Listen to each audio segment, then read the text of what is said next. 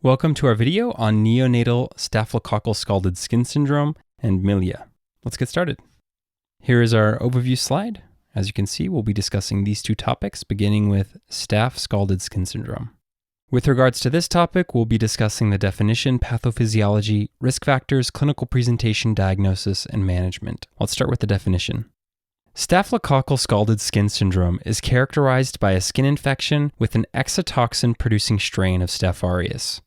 Some strains of Staph aureus produce exotoxins. The exotoxins that are responsible for many of the symptoms are called exfoliative toxin A and exfoliative toxin B. These exotoxins work by disrupting the connection between skin cells, which leads to blistering and desquamation of the skin. Generally speaking, there are two primary patient populations that get scalded skin syndrome: children up to 6 years old and adults with either kidney failure or immunosuppression. Usually, the infection arises from a pre-existing staph infection, such as bacterial conjunctivitis, impetigo, or staphylococcal pneumonia. In terms of clinical features, staph scalded skin syndrome typically begins as an erythematous rash in the skin folds. With time, the rash progresses into flaccid bullae and eventually desquamates. As a result of this process, the skin may also develop a wrinkled appearance. This image can help us see some of the characteristic findings of staphylococcal scalded skin syndrome. Note the characteristic bulla here and the desquamation here. Other manifestations include painful skin and a positive Nikolsky sign. Recall that the Nikolsky sign is a physical exam finding characterized by blistering or separation of the skin when a clinician applies gentle pressure to the skin. Additionally, patients may have a fever, irritability, poor feeding, as well as fluid loss and temperature dysregulation. And this makes sense because the skin is important for maintaining body fluid and temperature regulation. The diagnosis is made clinically. Bacterial cultures of skin lesions can be obtained to confirm the presence of Staph aureus and also for antibiotic susceptibility testing.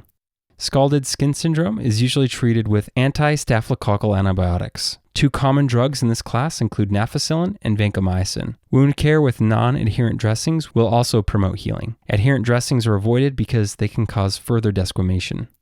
All right, let's try a question. What are the key clinical features that distinguish staphylococcal scalded skin syndrome from Stevens-Johnson syndrome / toxic epidermal necrolysis? All right, both conditions can lead to similar skin findings, such as an extensive erythematous rash, erosion, and blistering of the skin, as well as a positive Nikolsky sign. However, the key distinguishing feature is that Stevens-Johnson syndrome, which can also be further classified into toxic epidermal necrolysis, usually affects the mucous membranes, such as the lips. Staph scalded skin syndrome, on the other hand, typically does not involve the mucous membranes. It's important to remember this key difference to confidently distinguish these two pathologies on exams. All right, now let's move on to the next skin condition, which is Milla.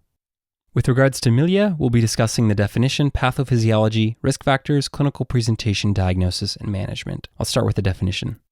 Milla are papules on the nose and cheeks that are found in the first few weeks of life. It's caused by keratin and sebaceous material being retained within the skin.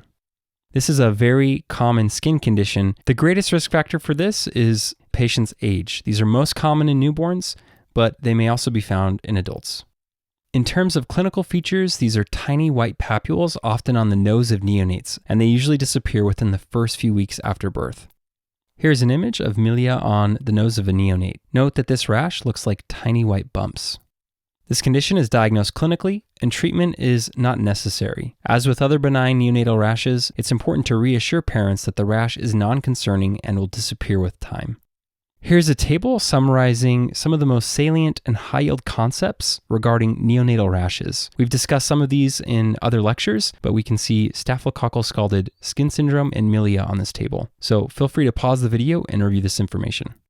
All right, let's wrap up with the final question. A 3-week-old girl is brought to the physician by her parents due to a rash on her face. She was born at 39 weeks of gestation via uncomplicated vaginal delivery. The mother reports that the pregnancy was normal. The neonate's vital signs include a temperature of 37 degrees Celsius, a blood pressure of 80/60 millimeters of mercury, a heart rate of 120 beats per minute, and a respiratory rate of 50 breaths per minute. The physical exam reveals flesh-colored pearly papules on the patient's nose and cheeks without erythema or swelling. Which of the following is the best next step in the management of this patient? A. Reassurance. B. Topical corticosteroids, C. Topical emollients, Or D, topical benzoyl peroxide. All right, this newborn is presenting with a rash on her face. The physical exam reveals flesh-colored, pearly papules on the patient's nose and cheeks without erythema or swelling. This description is consistent with the diagnosis of Milla, the rash caused by retained keratin and sebaceous material in the pilosebaceous units. This is a self-limiting rash and requires only reassurance of the parents. So the correct answer is option A.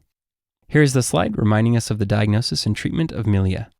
Option B and option C are incorrect because they're used to treat atopic dermatitis rather than Milla. Atopic dermatitis, also known as eczema, is characterized by pruritic erythematous vesicles and papules. In infants, the rash of eczema typically affects the face and extensor surfaces like the elbows. Option D is incorrect because this is used to treat acne, not Milla. Acne presents with erythematous papules and pustules rather than flesh-colored papules and typically affects teenagers. So again, the correct answer is option A, and that concludes this section.